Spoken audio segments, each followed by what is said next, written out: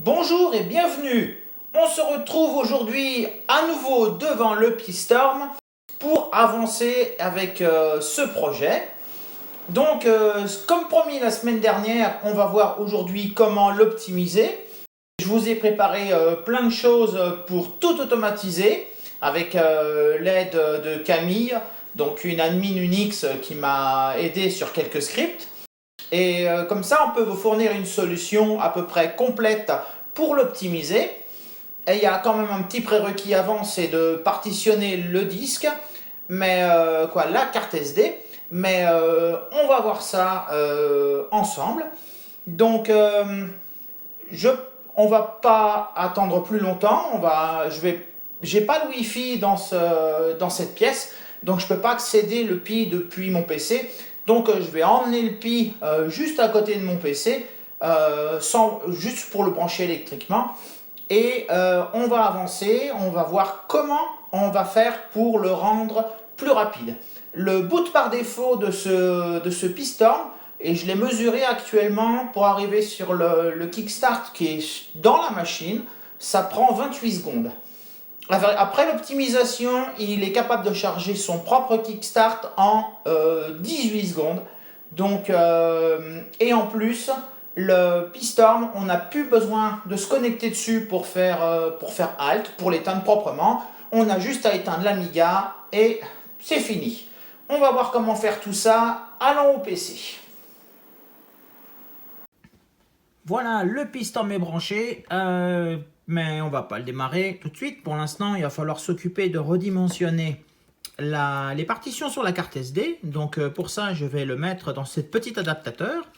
Je vais lancer l'outil de partitionnement et on se retrouve tout de suite sur le PC. Donc la première étape, comme je l'ai dit juste avant, ça va être de redimensionner la partition pour qu'elle n'occupe pas tout le disque, pour pouvoir la mettre en read-only et pouvoir en créer une derrière pour les datas. Alors j'ai chargé, moi, Gparted sous Linux, parce que dans ma VM, je ne peux pas tourner de logiciel de partitionnement parce que ça ne marche pas. Mais si vous êtes sur Windows, vous pouvez essayer Paragon, l'outil de Paragon pour partitionner. Je vous laisserai le lien en description. Donc ce qu'on va faire, c'est déjà redimensionner donc cette partition. Donc ce sera la même chose sous le Paragon. Le but étant de la faire de 3 Go et quelques, sachant qu'il y a déjà 256 mégas d'utilisés, donc on va essayer de la faire de 3 Go 4. Voilà, ça devrait suffire et ça va nous laisser plein de place derrière. Donc on va la redimensionner, voilà. Et on va pouvoir créer une nouvelle partition primaire en ext4 que je vais appeler Amiga, juste à la suite de cette carte. Et donc, comme dans tout logiciel de partitionnement, il suffit de valider pour que les opérations s'effectuent. Donc on va la laisser faire et puis je vous reprends quand la carte est prête. Nos partitions sont créées, donc on a bien notre petite partition de route qui contient le système Raspbian, suivi d'une partition entièrement vide. Donc on va pouvoir débrancher la carte du PC, la remettre dans le Raspberry et on va pouvoir continuer la configuration. On se retrouve donc sur ma machine virtuelle Windows et la page que je vous affiche tout de suite, c'est un GitHub que j'ai créé dans les heures et les jours qui sont passés là. Et le but, c'est d'automatiser au maximum l'optimisation du Pi-Storm. Donc, vous voyez, je suis connecté. Je l'ai écrit en anglais pour plus de facilité d'utilisation par ceux qui voudraient l'utiliser en dehors de France, donc qui ne parleraient pas français. Mais c'est de l'anglais très simple, hein. Donc comme je l'ai écrit en tout début, il y a un prérequis donc, qui est de partitionner la SD card, c'est ce qu'on vient de faire. Et ensuite, il y a un ensemble de scripts, notamment il y a 4 scripts qu'on va exécuter un par un et qui vont permettre de faire toute la configuration. Avec quelques petites étapes manuelles, mais comme vous voyez, il n'y en a vraiment pas beaucoup. Donc sans plus attendre, ce qu'on va faire, c'est qu'on va ouvrir une session SSH sur le Raspberry, donc qui est toujours à cette adresse-là. Je le ramène dans l'écran. On va agrandir un petit peu. Alors, pi Raspberry. Et donc, on a fait le prérequis. Ça, c'est une introduction qui dit que, en gros, qu'est-ce que les scripts font. Donc, la première étape, ça va être de cloner justement le GitHub que j'ai créé. Donc, on recopie cette commande. Non, clic de... Non. Ah, oui, c'est vrai qu'il faut copier. Ah, il ne veut pas copier-coller aujourd'hui. Copier. Coller, voilà, clic droit. Voilà, c'est très petit, donc c'est fait déjà. Ensuite, on va à l'intérieur du dossier, tout simplement. Voilà. Et la première action à faire, ça va être de rendre exécutable le premier script parmi les 4 scripts de configuration. Je vais vous les montrer avant. Par défaut, ils ne sont pas exécutables. On va donc rendre exécutable le premier script. Je vais décaler la fenêtre pour pas que ça se superpose. Et ensuite, on va tout simplement l'exécuter. Avec un sudo devant, bien sûr, parce qu'il faut absolument que toutes les actions soient exécutées avec les droits route. Et ce script va rendre exécutable tous les autres et va commencer le nettoyage. Donc ce qu'il va commencer par faire, c'est enlever Avaï, qui est le service d'annonce sur le réseau qui nous sert vraiment pas sur le Pistorm, et pas mal d'autres petites choses qui nous servent pas. Notamment le Virtual Swap, on n'en veut pas. Les logs, on va pas en vouloir, on veut justement pas que le système fasse de log ou alors qu'il les fasse en mémoire, parce que le but de l'opération c'est de rendre la SD read-only, au moins pour tout ce qui est de la partition principale sur laquelle est le Raspbian. Donc le Raspbian étant en read-only, il écrira pas de fichier, il n'aura jamais de fichier ouvert sur sa partition système, donc il pourra être éteint malproprement en coupant l'alimentation. C'est vraiment tout le but de l'opération. Et on aura une partition à côté, donc la grande partition, qui elle sera en read-write, et sur laquelle on mettra les disques durs virtuels Amiga, l'émulateur et les choses comme ça, qui ont besoin d'écrire sur le disque. Donc il travaille à supprimer et à purger ce qu'il faut sur la carte. C'est pas très long, il devrait bientôt arriver à la fin de la première partie.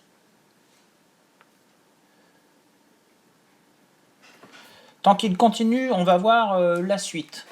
La suite, ce serait d'exécuter le 2. Mais avant d'exécuter le script numéro 2, c'est des choses qui ne sont pas automatisables parce que ça dépend de votre carte SD. Donc c'est pour ça que j'ai décrit comment faire. Il faut en fait copier une ligne pour en avoir une autre, pour déclarer notre partition, notre nouvelle partition, la 3e partition sur la carte SD, et ensuite flaguer les 2 premières partitions comme étant read-only. Donc on attend qu'il termine et on pourra justement suivre ces instructions en continuant la procédure.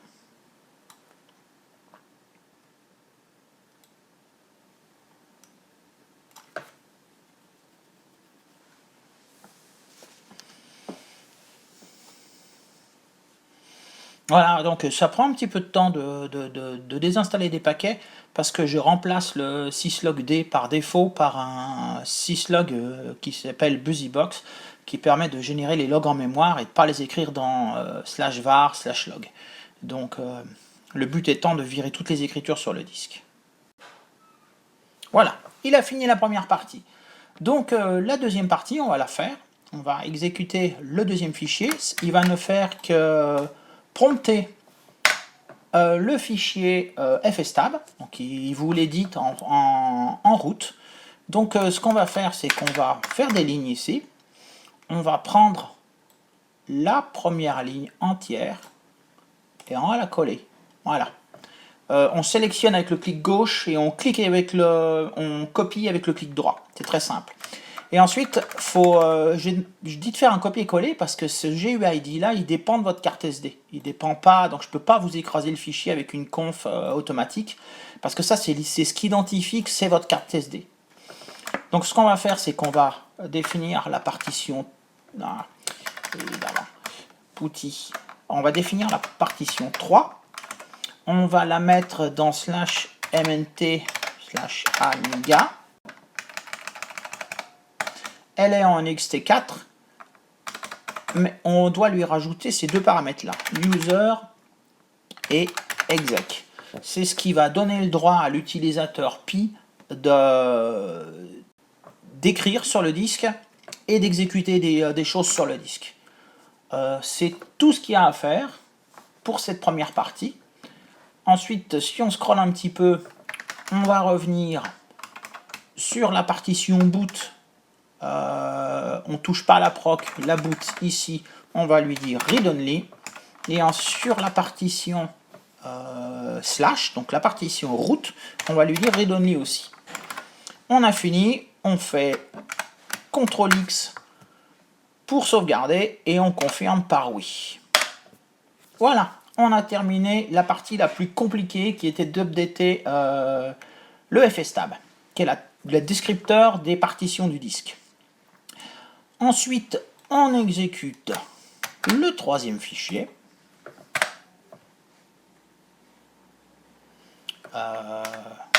Ouais, il me l'a bien exécuté, c'est instantané.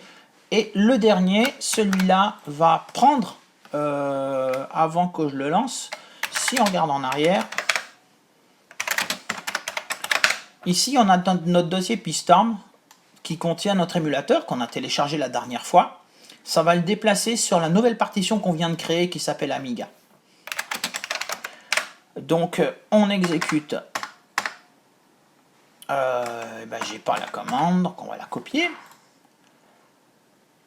Le move emulator.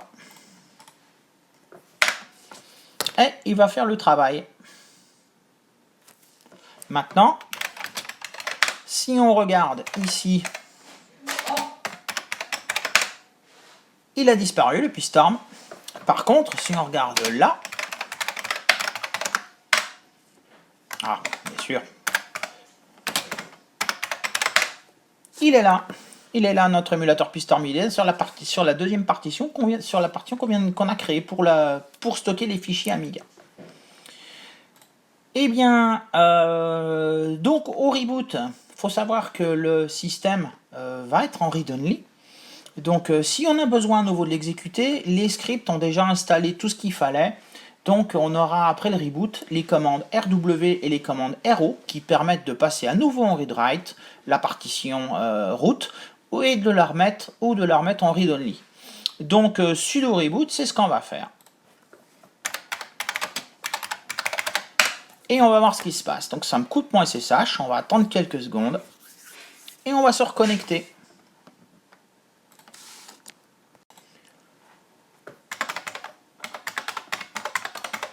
Maintenant qu'il est redémarré, reconnectons-nous sur le Raspberry. Hop, je vais agrandir, donc ça va pas changer. Voilà, je crois que je l'ai tapé de travers. Oui. Et qu'est-ce qu'on voit tout de suite sur le prompt? C'est qu'on a read only. Et si on essaie d'écrire un fichier, eh bien on peut pas, parce que le disque est en read only. Donc maintenant il est sécurisé, on peut éteindre en débranchant le fil. Qu'est-ce que j'ai fait de l'émulateur? L'émulateur, je l'ai bougé sur l'autre partition, mais pas seulement. Ce que j'ai fait, c'est que j'ai fait un service pour qu'il démarre le plus tôt possible, bien plus vite qu'il démarrait en faisant l'autologon. Donc ce service,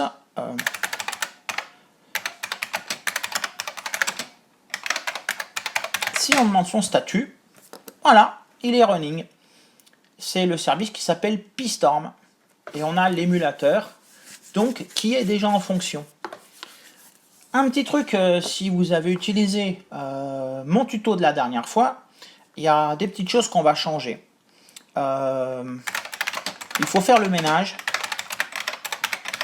dans le fichier de démarrage de la machine. On avait démarré le piston ici. On va supprimer ça.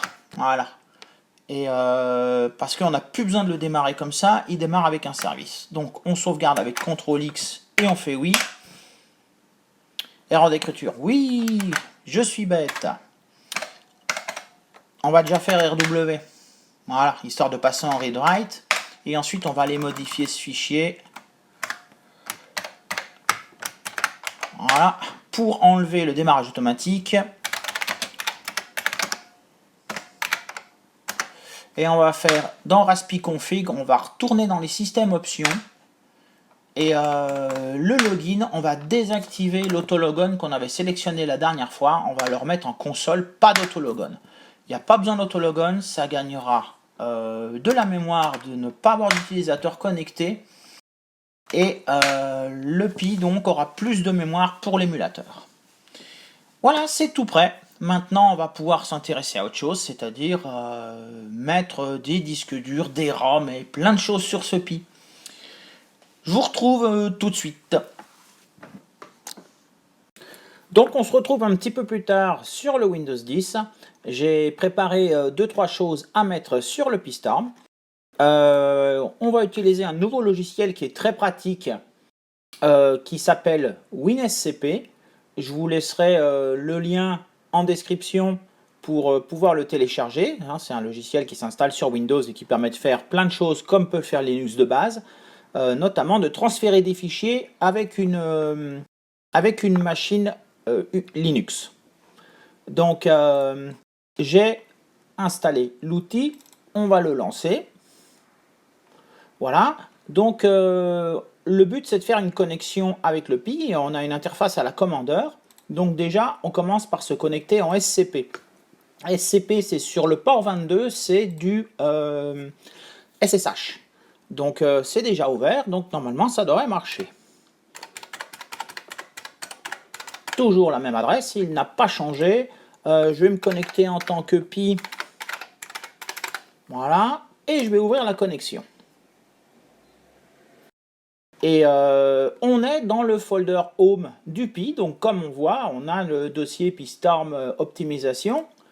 Mais on va revenir en arrière, on va aller dans MNT, Amiga, et c'est là qu'on a notre Pi-Storm.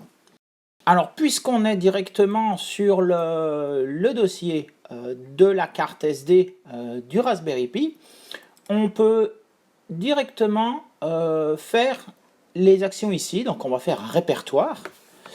Répertoire que je vais appeler ROM. Les permissions, on va les laisser par défaut. Hop. Dans ce dossier ROM, je vais donc déjà, je vais aller plus haut. Ah, comment on fait? Ouais, on va aller à l'endroit où j'ai mis tous mes fichiers. Voilà. Et ce qu'on va faire, c'est qu'on va mettre dans ce dossier ROM les deux Kickstart, donc drag and drop, et hop, ils le sont. Comme ça, on aura les Kickstart disponibles sur le Pi. Par contre, je vais les renommer. Je vais l'appeler kick31.rom, c'est bien suffisant comme nom. Voilà. Et celui-là, pareil, je vais l'appeler kick204.rom. Donc le Kickstart 3.1 que j'ai choisi, on ne voit pas le nom complet ici, c'est comme recommandé sur le site, sur le GitHub du Pi-Storm, pardon, c'est la 3.1 pour Amiga 1200 parce que c'est la plus compatible avec tous les périphériques qu'on peut brancher sur une machine, donc elle est adaptée. Et sinon, si j'ai envie de switcher avec un Kickstart 2.0, enfin 2.04, j'ai pris celui du A500+. Voilà. Maintenant, on va faire un autre dossier sur la carte du Pi et on va l'appeler HDD. Et dedans, J'ai préparé un disque dur qui fait 4000 kilos, il fait 3 Go 9. Il fait 3 Go 9 parce que les disques durs sur Amiga avec les ROM 3.1, faut pas dépasser 4 Go, quoi, c'est pas recommandé. Ça pose des problèmes sur les partitions et sur HD Toolbox qui aiment pas spécialement dépasser la barre des 4 Go. Il n'est pas prévu pour avec le SCSI d'origine. Donc ce disque, je l'ai préparé sur WinUAE, il y a déjà un OS d'installer dessus et quelques outils, et je vais le déplacer là. Si ça vous intéresse de savoir comment est-ce qu'on crée une image disque avec WinUAE, je pense qu'il y a déjà suffisamment de vidéos sur internet, mais n'hésitez pas à me dire en commentaire si vous voulez que je traite aussi le sujet, quoique je ne pense pas que ce soit très pertinent, vu le nombre de sources qu'il y a déjà. Donc on va le laisser copier. Donc c'est 4 Go, hein, ça copie à 3 mégas par seconde, donc ça va prendre un petit moment. Je vous reprends quand il a fini de copier le fichier. Maintenant que le fichier est copié, j'ai juste fait une petite chose, c'est que j'ai enlevé la majuscule au début. Voilà, ce sera plus facile. Donc c'est pi-hdd.hdf. Et maintenant, j'ai fait la même chose sur les ROM, j'ai enlevé juste la majuscule en en-tête pour que ce soit un peu moins pénible. Et dans Pistorm, on a notre fichier de configuration, donc on a vu l'autre fois que c'était default, il est là. Plutôt que d'aller sur le Pi en SSH pour l'éditer, on peut l'éditer depuis là. Tout simplement, voilà, j'ai ouvert le fichier avec WinSCP et on peut le modifier directement ici, c'est quand même plus simple. Donc ici on voit qu'on peut mapper une ROM, donc je vais mapper ma ROM. Elle n'est pas dans le même dossier que le Pistorm, je l'ai mis ailleurs, donc je vais lui mettre le chemin complet, ce sera plus simple. Elle est dans MNT Amiga, dans ROM, et elle s'appelle kick 3.1.rom. Voilà, je ne change pas d'autres paramètres, hein, je lui laisse les adresses par défaut, qui sont les adresses auxquelles doivent être mises les ROM, et leur taille, c'est une ROM de 512 kg, donc c'est ce chiffre-là. Et ce paramètre, je ne sais pas à quoi il sert, mais on va le laisser tel qu'il est. Ensuite, pour les disques durs, il faut trouver la variable SCSI. Voilà. Donc on va enlever le dièse qui est devant pour activer le SCSI. Et on va activer le disque 0. On peut en avoir jusqu'à 7 comme ça, parce que c'est du SCSI, donc 7 périphériques de 0 à 6. Et on va, c'est pareil, Amiga avec une majuscule. Donc je l'ai appelé phdd.hdf. Et normalement, maintenant, notre Pi devrait démarrer sur son disque 0, sur l'image que j'ai créée avec WinUAE. On a terminé, donc tout ce qu'on a à faire, c'est enregistrer le fichier et le fermer. Et il a été mis à jour directement sur le Pi. Donc on a terminé pour cette partie-là. On pourra toujours changer de ROM plus tard depuis le Pi ou depuis cet outil-là. Maintenant, ce qu'on va faire, c'est que je vais débrancher, je vais couper cette application, je vais ramener le Pi dans l'Amiga et on va tester, voir comment ça se comporte. Donc on se retrouve devant l'Amiga 500 avec le Pistorm qui a retrouvé sa place, cette fois encore. Et on va tout de suite démarrer la machine avec l'image que j'ai faite sous WinUAE. Et je vais pouvoir vous parler de pas mal de petits soucis qui peuvent se produire avec le Pistorm et d'autres périphériques. Donc comme vous allez le voir, normalement il va démarrer son disque dur assez rapidement, sans passer les 30 secondes qu'il passait avant à démarrer, parce que maintenant il arrive au kickstart en 18 secondes et après il a un tel débit disque que ça va très très vite pour charger un Workbench.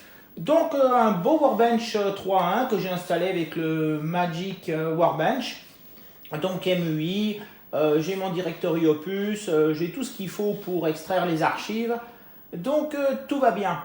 Ce qui est à noter, on va regarder un petit peu la performance. Je suis passé en 68020 parce que j'ai lu que sur pas mal, dans certaines vidéos anglaises, que le 68030 a beaucoup de ralentissement. Donc on va voir, il va sans doute toujours nous dire 700 et quelques MHz, mais peu importe. Voilà, ça le rend moins performant qu'avec le 68030 et le coprocesseur mathématique, mais ça va bien comme ça. Ensuite, je l'ai fermé. Si on regarde le débit des disques, parce que ça c'est ce qui est amusant, avec cet outil, voilà, il nous trouve 21 mégas par seconde. Bon, ben c'est pas mal. La carte, elle fait du 80 mégas par seconde, on a 21 mégas. Moi, je trouve qu'on est plutôt bien. Là, par contre, 300, il ne faut pas se moquer du monde. La carte ne sait faire que du 80 mégas par seconde, donc 300, c'est pas possible. 21, c'était beaucoup plus réaliste. On va rester là pour parler de la suite. J'ai énormément galéré à faire le disque dur pour ce Pistorm. Et comme vous voyez, je suis en FFS. Je suis en FFS pour la bonne raison que si on essaie de faire du PFS3 sur le Pistorm, c'est plantage et l'image HDF est morte. Donc j'ai essayé plusieurs fois sur des partitions, sur des disques, sur des HDF de plusieurs tailles. J'ai essayé 500 mégas, 1 giga, 4 gigas, rien n'y fait. Dès qu'on met le file system PFS3 et qu'on partitionne avec, la machine ne reboot pas. Elle finit en gourou en boucle jusqu'à ce qu'on délète le fichier HDF. Donc c'est pas utilisable. Un autre souci que j'ai avec le Pistorm sur cette machine, c'est le Gotek HXC. Je ne sais pas comment il va se comporter sur le Workbench, mais si je mets une image, est-ce qu'elle va arriver sur le bureau? Non. Ah si, quand même. Si, il arrive à charger des disquettes maintenant. Mais quand on démarre la machine avec le Gotek HXC, si jamais la clé USB est mise sur le port, le HXC ne démarre pas du tout, il plante, on ne peut même plus bouger les boutons, c'est tout figé, l'affichage ne répond plus, il n'y a plus rien qui répond. Et si on démarre la machine avec les deux boutons enfoncés, on va voir dans les boot options qu'on n'a pas d'F0. Il est impossible de démarrer sur le Gotek HXC à partir du moment où on a un disque dur. Et pour booter sans disque dur, il faut attendre d'avoir le prompt du Kickstart pour pouvoir insérer la clé USB pour pouvoir booter dessus. Sinon, il n'apparaît pas. Voilà, donc on a un beau Workbench qui va démarrer donc normalement. Voilà, bon bah. Ou pas, voilà, à cause du DF0. J'ai même installé WHD Load et certains jeux, quelques petits jeux, qui fonctionnent donc très bien et qui bénéficient du disque dur. Donc, pardon. Donc, ce sera tout pour cette semaine sur le Pistorm. Je ne sais pas si je continuerai sur le Pistorm la semaine prochaine. On verra peut-être un petit peu autre chose. Et je voudrais surtout remercier le deuxième Utipeur qui m'a fait un don encore cette semaine. Donc, si c'est quelque chose qui vous tente aussi, vous avez le lien vers mon Utip en bas de description. Voilà, mais je voulais surtout remercier les deux personnes, parce que maintenant ça fait deux qui m'ont fait un don. N'hésitez pas à vous abonner pour ne pas rater les prochaines vidéos. Et en espérant que cette optimisation de ce Pistorm vous intéresse. Et moi je vous dis à la semaine prochaine. Et portez-vous bien.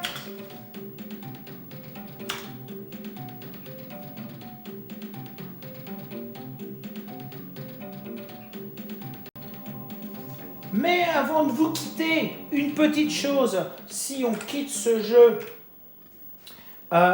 toute cette optimisation a été faite pour une chose, c'est pour celle-ci. On peut l'éteindre sans éteindre le Raspberry.